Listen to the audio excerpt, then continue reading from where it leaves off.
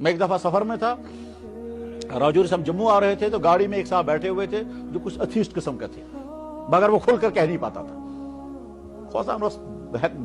मगर अंदर खबर यानी अथीस्ट का मतलब खबर खुदा चाहते किन्ना अम किस्मुक जहन अच्छा ना अथीस्ट। आज तो ये लोग काम करते हैं, यहाँ खुल करके काम करते हैं, लोगों को वर्गलाते हैं, हत्ता कि कालजू में भी कहीं कहीं ऐसे लोग पाए जा रहे हैं। खैर, तब वो मुझे अंदाजा हुआ कि ये अथीस्ट किस्म का आदमी है, तो मैंने उनसे कहा कि आपने तो साइंस बहुत पढ़ी है। मैंने कहा जिंदा रहने के लिए ऑक्सीजन चाहिए, और अगर ऑक्सीजन का बैलेंस ज्यादा हो जाएगा तो पेड़ पौधे खत्म हो जाएंगे।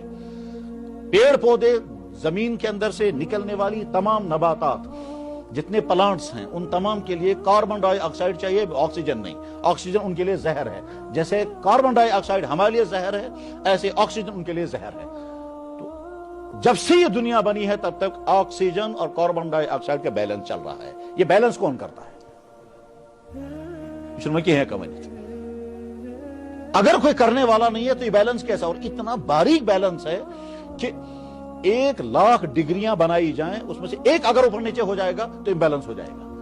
तो इम्बैलेंस हो जाएगा, उसके बाद फिर आदमी जिंदा रहेंगे। अगर कार्बन डाइऑक्साइड ज्यादा हो गया तो इंसान मरेंगे, और ऑक्सीजन ज्यादा हो गया तो दरख्त गिरेंगे, दरख्त खुश हो जाएंगे, और फिजा में आग के असरात पैदा हो जाएंगे। ठीक, आग जलने में कार्बन डाइऑक्साइड काम नहीं करती है, और आग जलने में ऑक्सीजन काम करती है। तो गोया दुनिया का निजाम ही सारा दारम बारम हो जाएगा। वो कौन है जो सारी कायनात को निजाम को चला रहा है? एक और उसके मिसाल कि दुनिया में जितने इंसान आते हैं वो सारे इंसान सेम शक्ल लेकर आते हैं, मगर हर इंसान की हर चीज दूसरे इंसान से डिफरेंट है।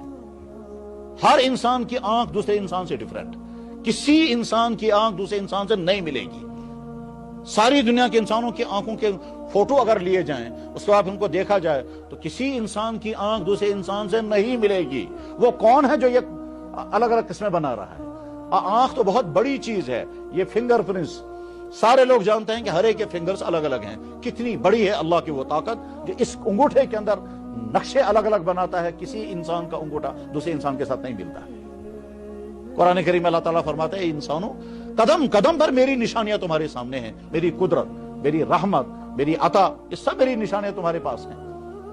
वो जो कुरान की आयत है, वइन तउद्दू निअमतल्लाहि ला तुहसूहा, अगर तुम अल्लाह की नियमतों को शुमार करने लगोगे शुमार नहीं कर सकोगे। बिल्कुल हकीकत है ये। बाज दफा इंसान को वहां आता है क्या जगह शुमार करे, इस बनाओ लिस्ट, वर्य खंड लागो, बल्कि 50 वर्य लागो, शहरी कैलकुलेटर करो जमा, फिर क्यों नहीं अल्लाह की नियमतों को शुमार कर सकते? जवाब है कि जनाब नहीं कर सकेंगे। क्यों नहीं कर सकेंगे? क्योंकि बेशुमार नियमतें वो हैं जो तुम्हारी लिस्ट में आएंगी ही नहीं। आज तो साइंसी जमाना है। बताइए, मर्द के अंदर सेमन पैदा करना अल्लाह ने अपने हाथ में रखा है। सेमन पैदा करना, फिर सेमन ही नहीं, इस सेमन के अंदर स्पर्म पैदा करना और खास मिकदार के स्पर्म पैदा, ये तो अल्लाह ने अपने हाथ में रखा है। औरत की छाती में दूध पैदा करना औरत अल्लाह ने अपने हाथ में रखा है। एक मर्द है सही सालिम सेहतमंद, मगर स्पर्म नहीं है उसके, ना मर्द, बच्चा पैदा नहीं हो पा रहा। दूसरा इंसान सूखा हुआ है, उसके स्पर्म ठीक है। तो अल्लाह की कुदरत। एक दफा एक साहब ने मुझे कहा कि जी कोई ऐसी नेमत बताइए जिसको लोग समझते ही नहीं हो। मैंने कहा मैं बताऊंगा, ऐसी नेमत है। देखिए सुनिए, इंसान के पेट में गैस पैदा हो गया, अगर अल्लाह उसको निकालने का सिस्टम ना रखता तो इस गैस को कैसे निकालेंगे बाहर? तो अल्लाह ने सिस्टम रखा है। उस सिस्टम के बाद आप फौरन रिलीफ महसूस करते हैं जब गैस बाहर निकल गई।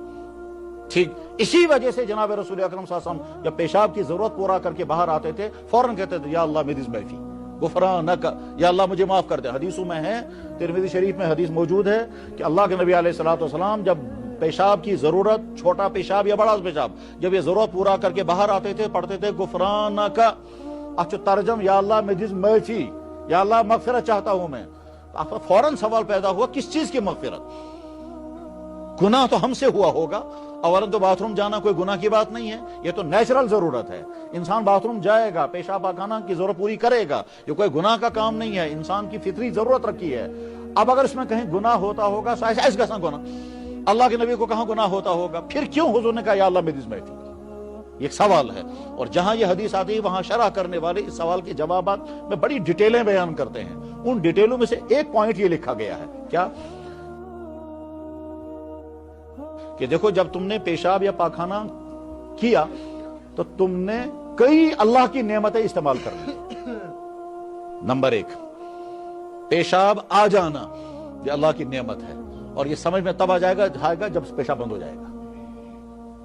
तो हाँ सही है, जब पेशाब बंद हो जाता है, चाहे कब्ज हो जाए, फिर देखिए कैसी परेशानी होती है। तो पेशाब आ रहा है, ये भी अल्लाह की मेहरबानी है, और इसमें इंसान कुछ नहीं कर सकता।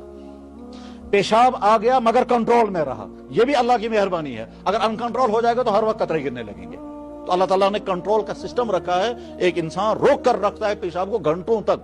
ये रोक कर कैसे रखता है घंटों तक? वह अल्लाह ने एक सिस्टम रखा है, और उस सिस्टम को हाथ में नहीं दिया कि तशी अच्छे गांड था उनके था ना, अच्छे चुन गांड था, सिर्फ इरादा रखना है। सिर्फ इरादे से हम अपने पेशाब को रोक करके रखते हैं। हमने इरादा किया, पेशाब की पाइप जाम है, हमारे इरादे के ताबे है, अलग से कोई गंढ नहीं लगाना है, जैसे ढक्कन नहीं लगाना है, वो रुका हुआ है। तो गया इरादे के ताबे रखा अल्लाह ताला शानों ने।